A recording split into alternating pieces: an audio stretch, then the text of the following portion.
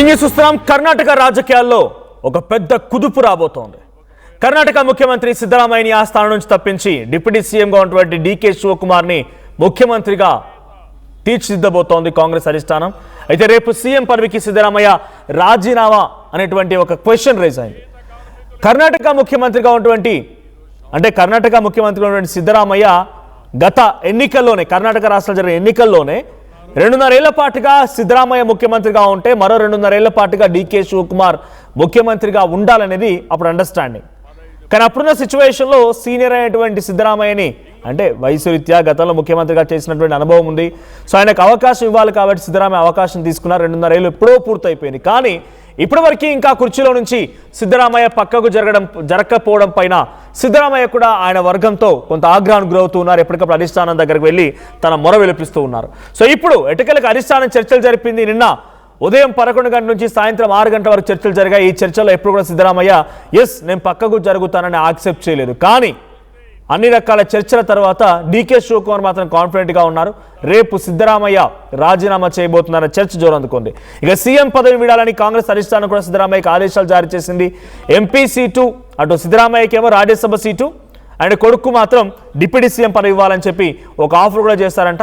ముందుగా CM seat వీడేందుకు Siddaramaiah no అని చెప్పిన రాహుల్ గాంధీ నచ్చజెప్పేసరికి అది అంగీకరించాడంట. ఆయన ఆఖరికి అనుచరులతో చర్చించి సమాధానం చెప్తానని చెప్పి ఆయన కొంత యాక్సెప్టెన్స్తోనే బయటకు వచ్చాడు. ఇక డీకే శివకుమార్ సిద్ధరామయ్యతో సుమారుగా 8-9 గంటల పాటుగా విడతల వారీగా ఒక్కొక్కరితో చర్చలు జరిపింది అధిష్టానం. KC Venugopal and Surjewala.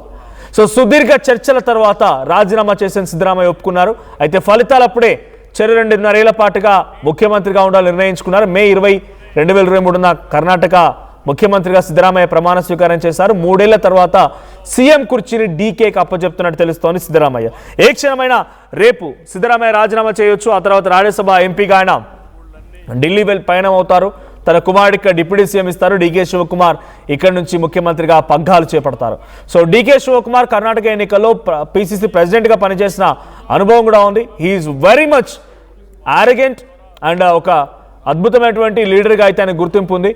So the richest person కూడా డీకే శివకుమార్.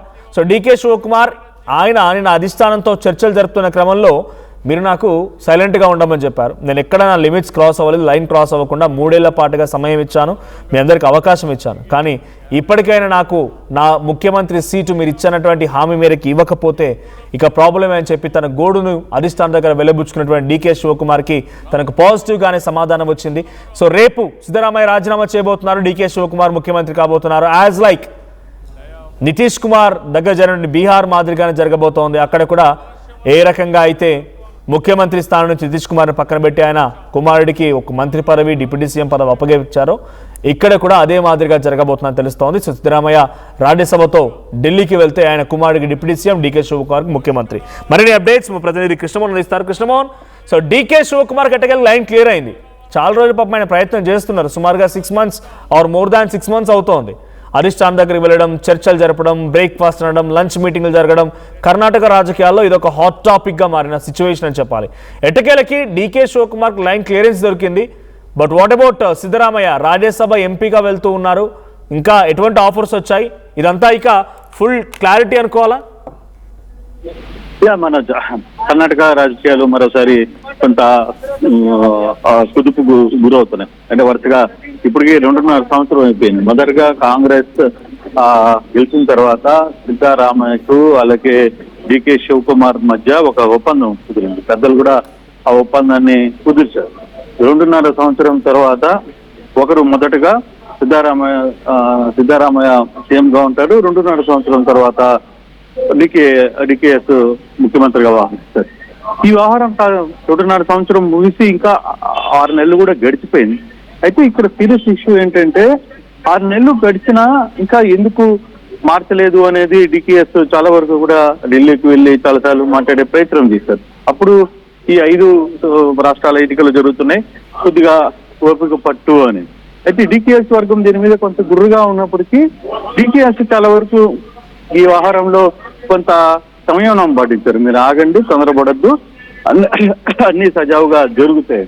అయితే నిన్న సిద్ధరామయ్యను కలవడం, సిద్ధరామయ్యకు సంబంధించి పూర్తిగా ఆయనతో కూర్చొని విడివిడిగా మాట్లాడే ప్రయత్నం చేయడం కాంగ్రెస్ అధిష్టానం, ఆ అధిష్టానంలో కొంత ఆయన కూడా కొన్ని డిమాండ్లు పెట్టడం, ఇవన్నీ కూడా 1-2 కొంత చర్చలు జరిగాయి. అయితే ఫైనల్ గా ఇది క్లియర్ అయింది. ఆల్మోస్ట్ వాళ్ళు రాహుల్ కొన్ని విషయాలు చెప్పే ప్రయత్నం చేసినా ఆయన కొంత వినలేదనేది. కానీ విడతల వారిగా అధిష్టానం చేసిన చర్చలు చివరికి సఫలీకృతమైన పరిస్థితి అయితే కనబడుతుంది. మొత్తం మీద 3 ఏళ్ల తర్వాత సీఎం కుర్చీని డీకే అప్పచెప్తున్న పరిస్థితి అయితే చాలా స్పష్టంగా కనిపిస్తుంది. అయితే ఉన్న విషయాల్లో కానీ మనం చూసుకుంటే ఆఖరికి నిన్న కూడా తన అనుచరులతో చెప్పి నేను విషయం చెప్తానని చెప్పి సిద్ధరామయ్య చెప్పారు. కానీ ఈ రోజు ముందుగా సిద్ధరామయ్యకి ఎంపీ రాజ్యసభ సీట్ ఇస్తారు, తర్వాత కొడుక్కి డిప్యూటీ సీఎం పదవి ఆఫర్ ఇచ్చేందుకు సిద్ధమైన నేపథ్యంలో సిద్ధరామయ్య కూడా ఒక అడుగు తగ్గి ఓకే నేను నా డిమాండ్స్ కు ఒప్పుకుంటున్నాను చెప్పిన తర్వాత ఇప్పుడు రాబోయే రోజుల్లో అంటే బహుశా రేపు ఆయన రాజీనామా చేస్తే డికేఎస్ ఎప్పుడు ముఖ్యమంత్రి పదవికి ఎంటర్ అవుతారనేది చూడాలి. ఇది కొంత అంటే ఈ రోజు రేపటి లోపల ఒక ఫైనల్ అయ్యే పరిస్థితి అయితే స్పష్టంగా కనపడుతుంది. చూడాలి మరి దీన్ని ఏ విధంగా ముందుకు వెళ్తారు, ఏ విధంగా ఈ కర్ణాటక రాజకీయాలు జరగబోతున్నాయి. సిద్ధరామయ్య రేపు రాజీనామా చేయడానికి అంత ఓకేనా కాదా అనే అంశాలు కూడా కొంత ఇంకా పూర్తి స్థాయిలో క్లారిటీ రాలి. కానీ సోర్సెస్ అయితే రేపు చేయబోతున్నారని ఒక చర్చ జరుగుతుంది. నిజంగా అది జరిగితే సిద్ధరామయ్యకి ఇక ఆయన ఆయన ఎంపీగా వెళ్ళిపోతారు. ఇదే మాదిరిగా అధికారంలో ఉన్నప్పుడు పంజాబ్ లో కూడా పంజాబ్ లో కూడా అమరీందర్ సింగ్ ముఖ్యమంత్రిగా ఉండేవారు. అమరీందర్ సింగ్ కాదని చెప్పి కొంత క్యాస్ట్ ఈక్వేషన్ లో భాగంగా అప్పుడున్న సిచ్యువేషన్ లో ఒక ఎస్సీ కమ్యూనిటీకి సంబంధించిన వ్యక్తికి ఇస్తున్నామని కాంగ్రెస్ పార్టీ దేశవ్యాప్తంగా ప్రచారం చేసుకోవడం కోసమని చరణ్జీత్ సింగ్ ఇచ్చింది. అప్పుడు సిద్ధరామయ్య ఇప్పుడు డీకే శివకుమార్ సిద్ధరామయ్య ఎలా అయితే పోటీ పడుతున్నారు, అమరీందర్ సింగ్ అండ్ చరణ్జీత్ సింగ్ ఇద్దరు కూడా పోటీ పడ్డారు. మధ్యలో ఆయన క్రికెటర్ కూడా ఉన్నారు, ఆయన కూడా పోటీ పడ్డారు పిసిసి అధ్యక్షుడిగా. కానీ అక్కడ ప్రభుత్వం కోల్పోయింది. సో గతంలో బీజేపీ కూడా ఇక్కడ ముఖ్యమంత్రులు మార్చడం మూలంగానే ప్రభుత్వాన్ని కోల్పోయింది అనేది కాంగ్రెస్ పార్టీ చెప్తున్నమాట. ఎక్కడ కర్ణాటకలో లాస్ట్ టైం యడ్యూరప్ప అండ్ ఆ తర్వాత ప్రభుత్వాన్ని మార్చడం, ఇంకో ముఖ్యమంత్రి చేంజెస్ ఉన్నాయని చెప్పి ఇప్పుడు కర్ణాటకలో కాంగ్రెస్ చేస్తున్న పద్ధతి వాళ్ళ యాక్సెప్టెన్స్ ఉంటుందా పబ్లిక్ లో? అంటే ఇప్పటికే 3 సంవత్సరాలు అయిపోయింది కదా, 3 సంవత్సరాలు అయిపోయింది. కొంత ప్రభుత్వం మీద వ్యతిరేకత ఉండవచ్చు, కాకపోతే డికేఎస్ కొంత నిర్ణయాత్మక శక్తి కాంగ్రెస్ లో. అక్కడ డికే అభిమానులు అంటే లాస్ట్ టైం ప్రభుత్వంలో రావడంలో సిద్ధరామయ్య ఎంత ఎఫెక్ట్ ఉందో ద సేమ్ టైం డికేఎస్ కూడా అంత దానికి మించే ఎఫెక్ట్ ఆయన కూడా చేశారు. ప్రభుత్వాన్ని ఏర్పాటు చేయడంలో లోకల్ గా ఉన్న నాయకుల్ని సెలక్షన్ ఆఫ్ టీమ్ ని చాలా గట్టిగా ఆయన కాంగ్రెస్ పార్టీ అధికారంలోకి తేవడానికి పెద్ద ఎత్తున ఆయన కృషి చేసిన విషయాన్ని కూడా మనం మర్చిపోకూడదు. ఇప్పుడున్న పరిస్థితుల్లో కొంత యంగ్స్టర్స్ మొత్తం కూడా డికేఎస్ వైపుకి ఎక్కువ మొగ్గు చూపుతారు. ఇది సిద్ధరామయ్య ఇది కొంత ఓల్డ్ తరహా రాజకీయాలు. ఆయనకి ఒక లింగాయత్తులు ఒక సెట్ ఆఫ్ క్యాస్ట్ బలము ఆయనకి బలంగా ఉంది. సో ఆ యాంగిల్లో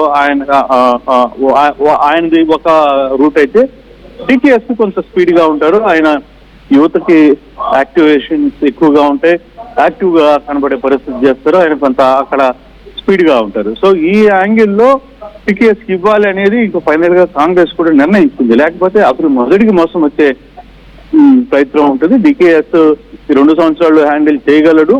చేస్తే అతను అనుకున్న అంటే కాంగ్రెస్ కోసం పార్టీ కోసం అనుపడ్డ కష్టం కావచ్చు, లేకపోతే అక్కడున్న ప్రధానంగా కర్ణాటకలో ఉన్న అతనికి ఒక సపోర్ట్ ఇచ్చే వర్గం కావచ్చు, ఎమ్మెల్యేల్లో కూడా అతనికి ఎక్కువ వర్గం ఉంది. ఖచ్చితంగా మీరు విద్యాలయ వాస్తవం అయితే 6 నెలల ముందే ఆయన అసలు వెళ్ళిపోతారని బయటికి వెళ్ళిపోతారని ఒక చర్చ జరిగింది. కానీ ఆయన కాంగ్రెస్ వీడి వెళ్ళిపోవాలి, కాంగ్రెస్ ప్రభుత్వాన్ని కూలదోయాలి అనే ఆలోచన ఎక్కడ చేయలే. కొంత ఆ వ్యవహారంలో కొంత సంయమనం పాటించాడు కాబట్టి తిరిగి కాంగ్రెస్ లేదు డికేఎస్ కి మనం ఇవ్వడం కరెక్ట్, డికేఎస్ కి ఇవ్వడం వల్ల జరిగే ప్లస్లు కావచ్చు లేకపోతే అంశాలు కావచ్చు ఇవన్నీ కూడా కొంత వర్కౌట్ అవుతాయని ఆలోచిస్తున్న పరిస్థితి అయితే కనబడుతుంది. సో ఈ యాంగిల్లో సో డెఫినెట్ గా రేపు సిద్ధరామయ్య కొంత రిజైన్ చేసే పరిస్థితి ఉండబోతుంది అనేది కర్ణాటక రాజకీయాలు కనబడుతున్నాయి. Right, thank you Krishnamohan. So మొత్తంగా కర్ణాటక ముఖ్యమంత్రి కుర్చీ మారబోతోంది. ఆ ముఖ్యమంత్రి కూర్చోపోయినటువంటి సిద్ధరామయ్య రేపు రాజీనామా చేయబోతున్నారు. ఆ స్థానంలోకి డీకే శివకుమార్ రాబోతున్నారు. ఇది మొదటి జరిగినటువంటి అగ్రిమెంటే.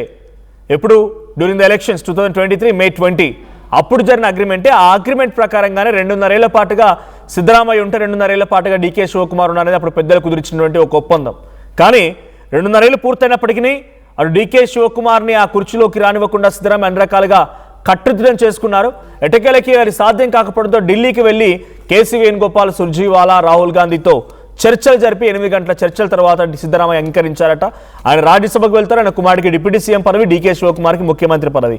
కర్ణాటక రాజకీయాలు ఇది ఒక బిగ్గెస్ట్ హాట్ టాపిక్ అయినటువంటి అంశానికి రేపు ఆయన కనుక రాజీనామా చేసి తెరపడినట్టు, లేదంటే ఇంకా ఈ పంచాయతీ, ఈ సీరియల్ మాదిరిగా సాగేటువంటి రాజకీయ చదరంగం ఇంకా కొనసాగుతూనే ఉంటుంది.